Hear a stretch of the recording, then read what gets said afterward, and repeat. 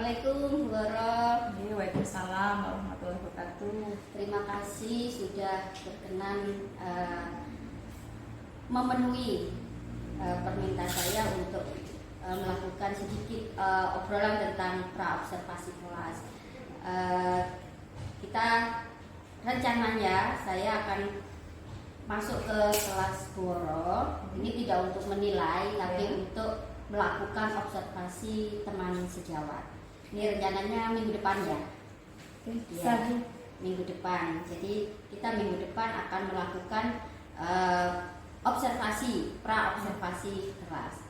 Nah, sebelum kita ke observasi nanti, saya kan harus tahu persiapannya Buworo itu apa saja untuk mengajar nanti. Gitu. Kira-kira nantinya tujuan pembelajaran yang akan disampaikan oleh Buworo itu apa? Baik, untuk pertemuan minggu depan, kebetulan di sini materi ketenagakerjaan itu memasuki pertemuan yang kedua. Oke. Jadi tujuan pembelajaran di nantinya yaitu dengan melalui diskusi kelompok begitu. Nanti mereka para siswa akan memecahkan permasalahan, utamanya apa sih terkait dengan masalah ketenagakerjaan yang ada di Indonesia dan mencari solusinya itu seperti apa. Itu tujuan pembelajarannya. Oh, berarti hanya satu untuk AGP-nya ya? Oke. Nah, di situ ketika tujuan pembelajaran sudah ditentukan. Nah, sekarang untuk area pengembangan yang Buworo ingin capai itu apa?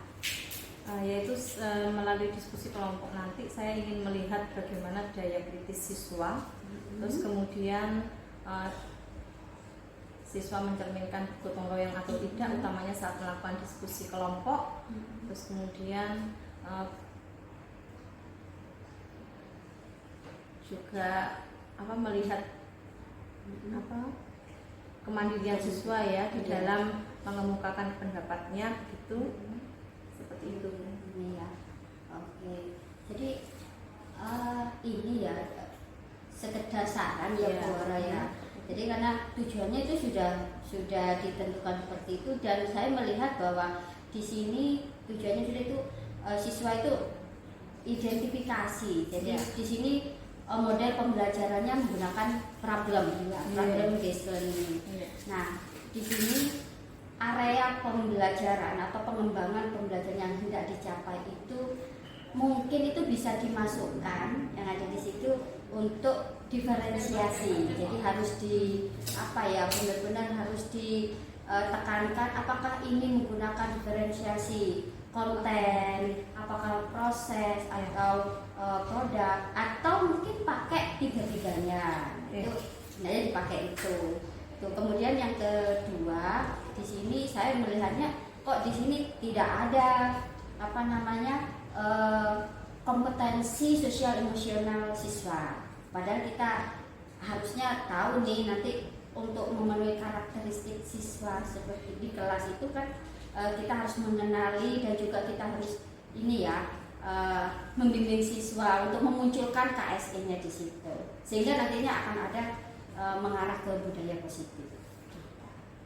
Contoh konkretnya gimana Bu?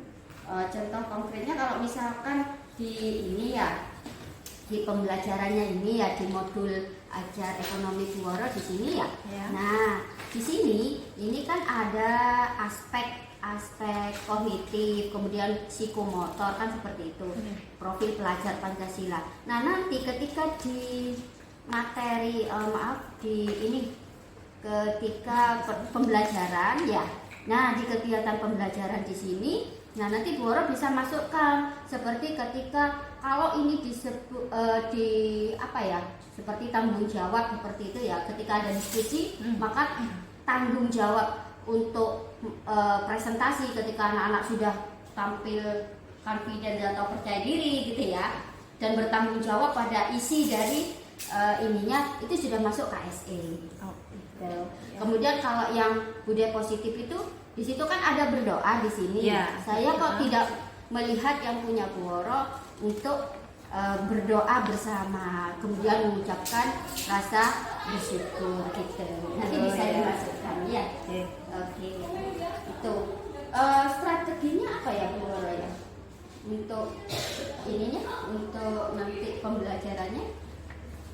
Strateginya di sini nanti saya membentuk kelompok begitu Bu, terus kemudian membagikan LKPD, di mana di situ saya sudah melampirkan ada artikel terkait dengan permasalahan ketenagakerjaan yang ada di Indonesia gitu, terus mereka kemudian mencari apa sih sebenarnya permasalahannya, terus kemudian solusinya bagaimana. Oke, gitu. Saya kira itu sudah persiapannya sudah bagus Bu Woro, tinggal kita lihat nanti ketika berada di kelas. Oke. Ya, itu saja Bu Woro, terima kasih banyak untuk penjelasannya, untuk yang observasi ini. Kita ketemu nanti ketika di kelas. Oke. Saya permisi dulu. Assalamualaikum warahmatullahi wabarakatuh. Waalaikumsalam.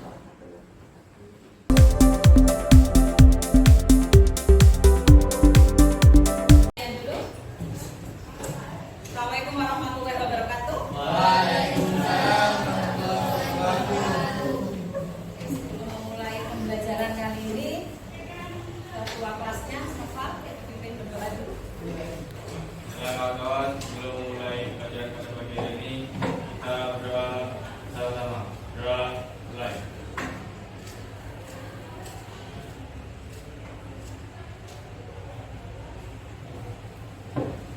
Doa selesai. Ini saya melihat ada beberapa bangku yang kosong ya. Banyak yang tidak masuk. Hanya Halimatus nggak ada ya? Keterangannya? C. Hasmi. Oke. Malik juga nggak ada nih. Keterangannya? Belum ada. Nah, tulis A ya. Ada. Di meja. Apa? Sakit apa? Oke. Airu sakit, Umar. Joni sakit ya? Iya. Baiklah, kita doakan semoga teman-teman kalian yang sakit bisa segera sembuh agar bisa mengikuti pembelajaran seperti biasanya. Nah, apa yang saya lihat ada di meja kalian itu ya, tolong ayo dibuang dulu di tempat sampah. Di tempat sampah, ayo jangan jangan dimasukkan di laci ya. Sudah.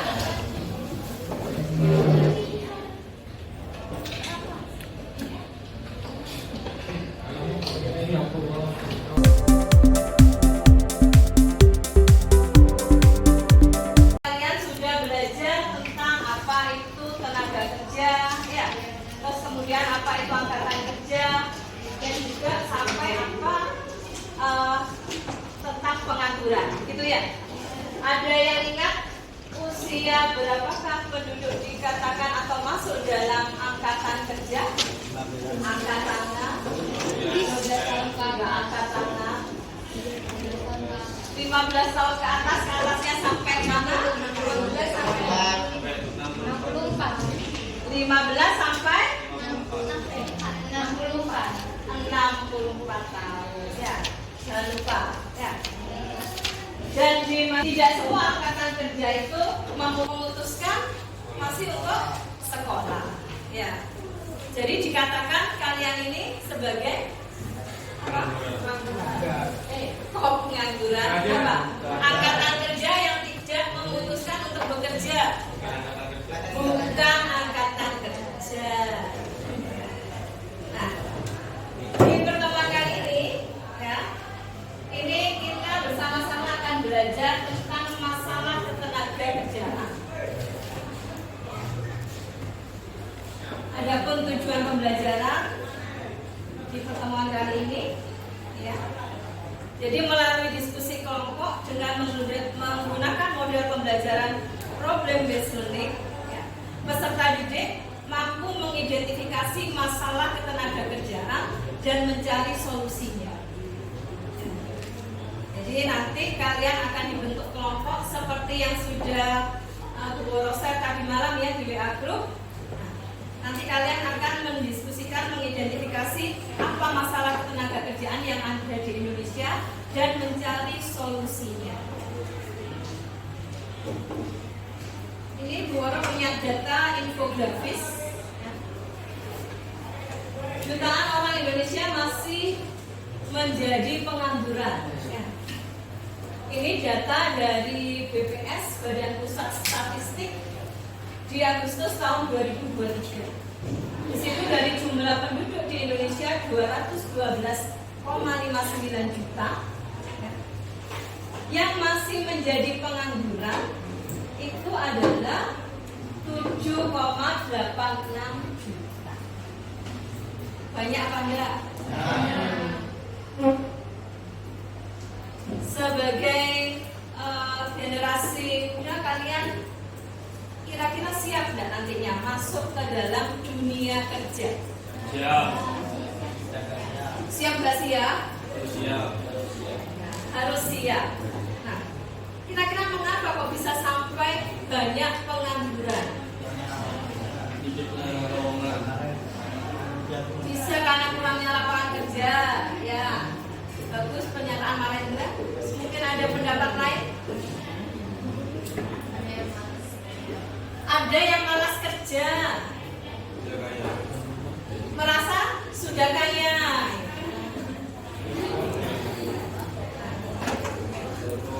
Sebenarnya upaya dari pemerintah itu tidak kurang ya untuk mengatasi pengangguran yang ada di Indonesia. Salah satu upaya dari pemerintah ini di sini mengadakan apa itu? Ya, job fair. Di Jember kalian pernah tahu mungkin tahu spanduknya?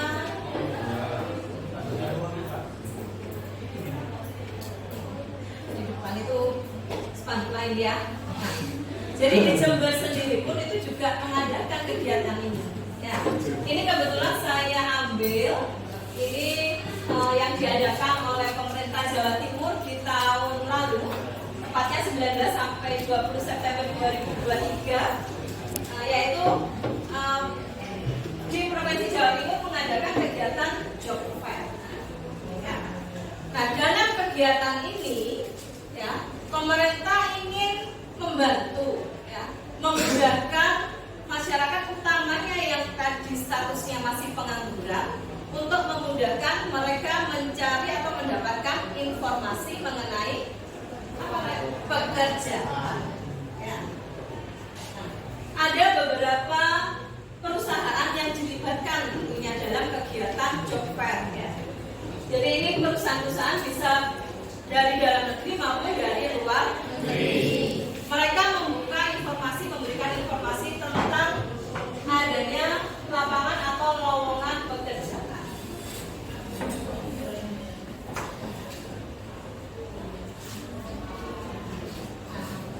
Ini adalah suasana. Bagaimana kira-kira suasananya?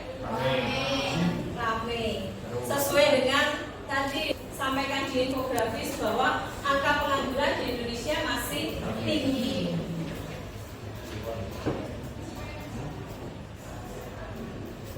Sedang apa itu?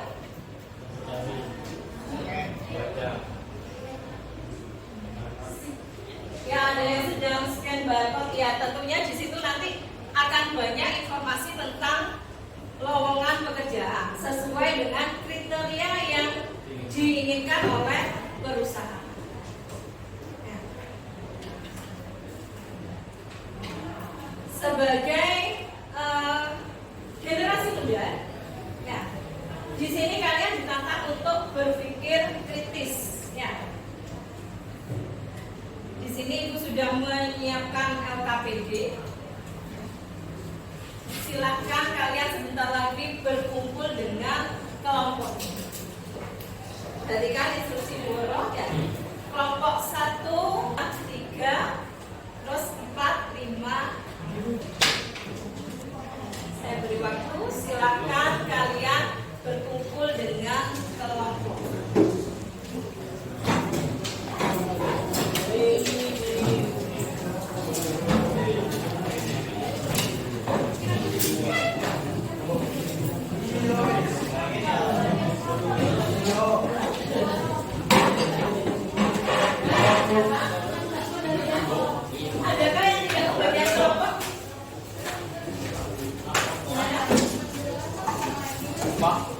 kumpul dulu aja. Nanti saya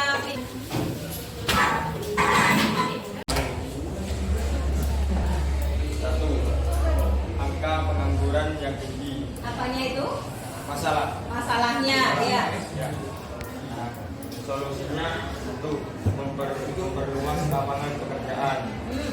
Upaya pelajar meningkatkan kreativitas. Ayo kelompok yang lainnya, gimana ini dari jawaban kelompok 2? Kurangnya di mana? Jadi mungkin bisa menambahkan. Oh masih ada lagi, silakan.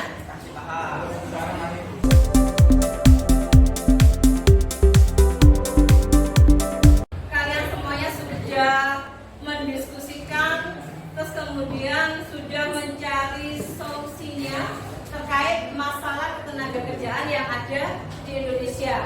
Ya, berdasarkan artikel yang sudah kalian baca. Nah, dari masalah-masalah yang sudah kalian sampaikan tadi, sudah betul ya, sudah sesuai dengan apa yang tersaji di artikel, dan memang itu adalah potret nyata masalah ketenagakerjaan yang ada di Indonesia saat ini. Nah, kemudian kalian juga sudah menemukan solusinya, apalagi upaya kalian sebagai seorang pelajar untuk mengatasi masalah ketenagakerjaan. Ya, caranya gimana harus meningkatkan daya saing kan gitu ya. Nah, sebagai seorang pelajar kalian harus meningkatkan daya saing. Tadi disebutkan Tarangga, meningkatkan kreativitas juga.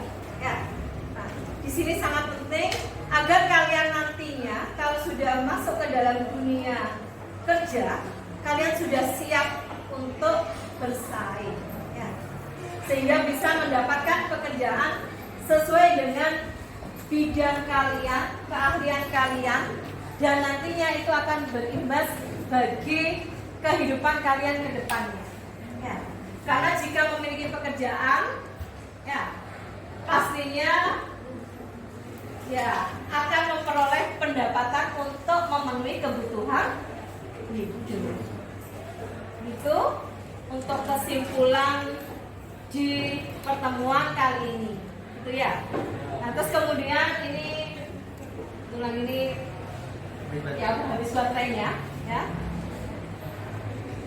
Bagaimana atas pembelajaran atau refleksi ya atas pembelajaran kali ini, bisa kalian gambarkan emoticon di balik LKPD yang ada ya.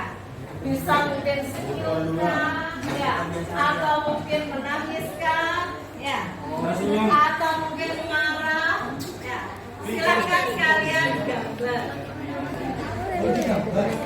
ya, silakan kalian gambar di belakangnya, di baliknya. Satu emoticon yang merefleksikan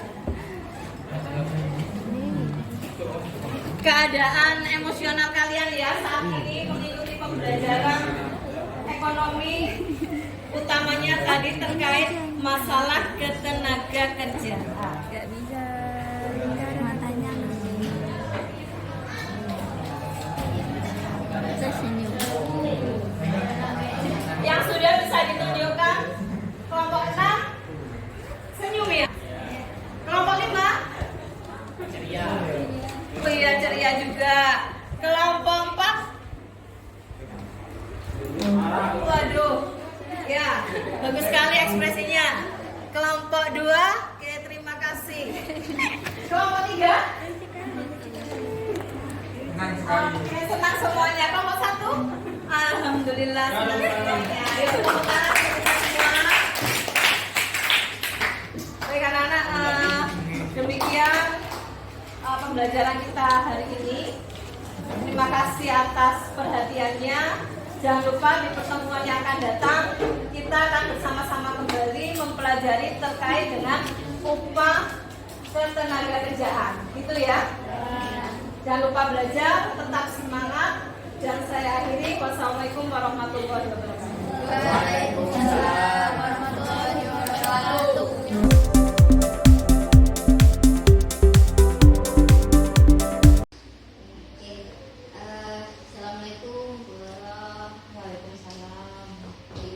kasih sudah meluangkan waktu di tengah kesibukan Bu Woro. Ini mau ujian, ini tidak lama kok, paling sekitar 10 atau 15 menit. Jadi menindaklanjuti kemarin pada saat kita melakukan percakapan, praobservasi, kemudian di situ ada setelah praobservasi saya melakukan observasi di kelasnya Bu Woro. Nah, bagaimana perasaan Bu Woro pada saat observasi? Ibu pada saat observasi tentunya bisa gimana pun itu kalau diobservasi memang agak ini ya Bu ya, agak ada groginya itu biasa. Tetapi secara garis besar saya merasa saya sudah melakukan proses pembelajaran dengan baik sesuai dengan yang saya rencanakan. Terus kemudian di situ menggunakan model BBL, siswa bisa menumbuhkan daya kritisnya, utamanya mencari solusi atas masalah ketenagakerjaan yang ada di Indonesia. Jadi deg-degan ya Bu ya? Iya, deg-degan kalau diobservasi.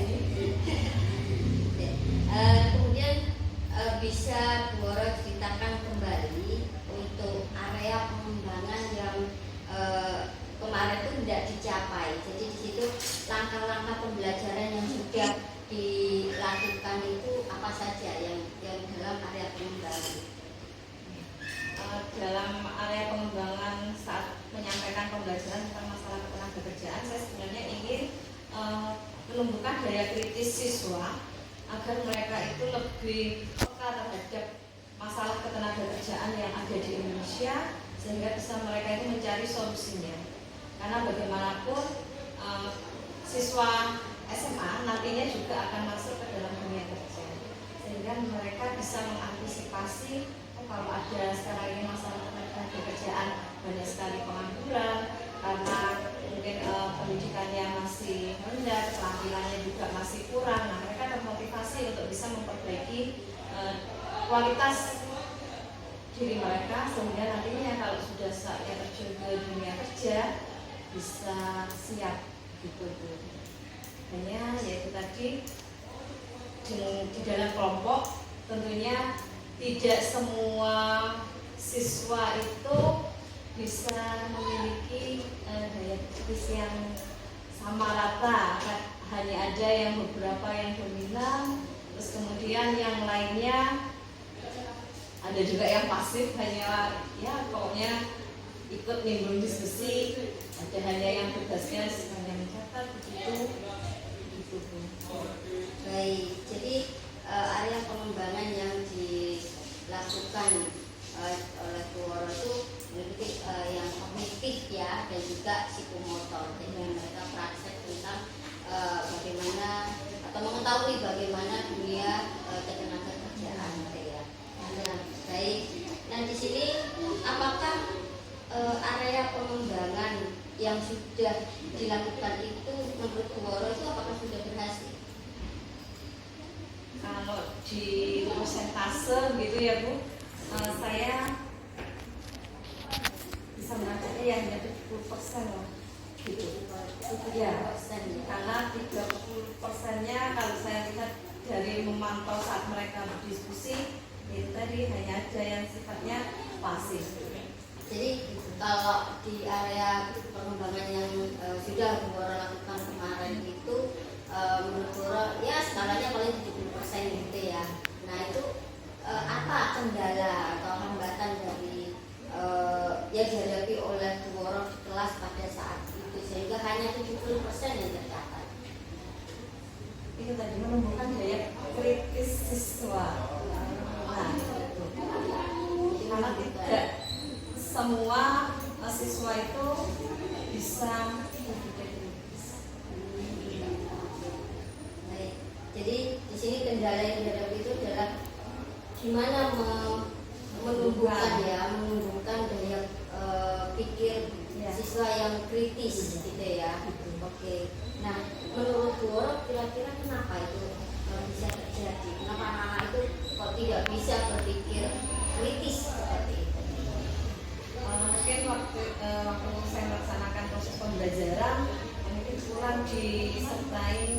media yang mendukung. Sebenarnya saya ingin menampilkan cuplikan berita gitu, tetapi karena di dalam langkah-langkah pembelajaran yang saya lakukan itu kan ada diskusinya begitu. Nah itu saya khawatir waktu kurang gitu Bu. Jadi waktunya itu mungkin tidak cukup. Iya, gitu. Sehingga saya hanya menampilkan waktu itu infografis tentang masalah ketenagakerjaan yang ada di Indonesia. Terus kemudian juga saya menampilkan hanya gambar-gambar saja, oh bahwa seperti ini loh kondisi saat ada job marketing fair itu. Nah di situ ternyata banyak sekali calon-calon pencari tenaga kerja itu yang itu ingin mencari informasi tentang lowongan pekerjaan. Nah hanya sebatas gambar-gambar saja. Jadi hanya apa namanya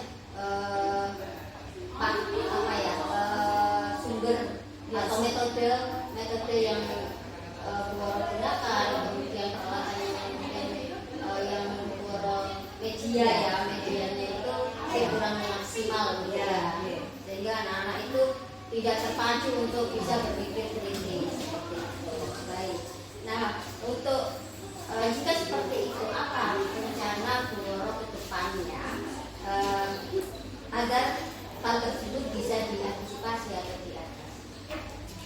Mungkin ini Bu, akan saya tampilkan cuplikan berita tentang masalah ketenagakerjaan terkini gitu.